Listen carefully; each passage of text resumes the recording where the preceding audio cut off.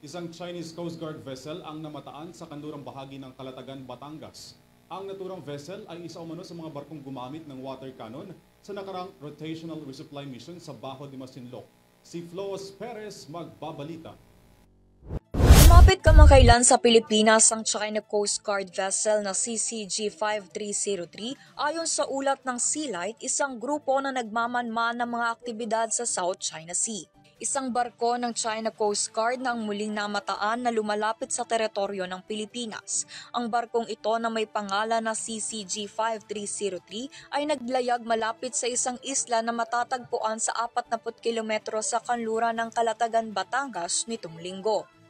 Ayon sa Sea Light, isang maritime transparency project na nagmamatsyag sa mga aktibidad ng South China Sea, ang 135 metrong CCG-5303 ay dumating sa 60 nautical miles sa kanluran ng Lubang Island. Giit ni retired United States Air Force Colonel Ray Powell, isang eksperto sa maritime security, na ang ganitong uri ng intrusive patrolling ay bahagi umano ng strategiya ng China upang palakasin ang kanilang malawak na maritime claims sa mga pinag-aagawang tubig. Layunin umano ng China na magtatag na tuloy-tuloy ng presensya at unti-unting gawing normal ang kanilang mga aktibidad na pandagat sa mga lugar na ito. Ang CCG-5303 ay ang parehong barko na patuloy na nagpapakita ng mga mapanuksong aksyon at iligal na pagmamanman sa isang hydrographic survey na isinagawa ng BRP Hydrographer Ventura, isang barko ng National Mapping and Resource Information Authority noong 15 ng Abril.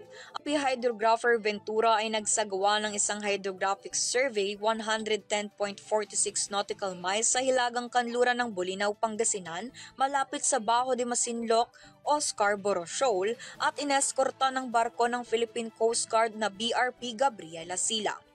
Ito rin ay isa sa 3 barko ng CCG na gumamit ng water cannons sa isang patrol at resupply mission ng Pilipinas malapit sa Bajo de Masinloc noong buwan na iyon. Ang CCG-5303 ay nagpapatrolya rin sa mga exclusive economic zone ng Malaysia noong Pebrero 18. Para sa URI TV News, Floas Perez, sumasaludo sa bawat Pilipino.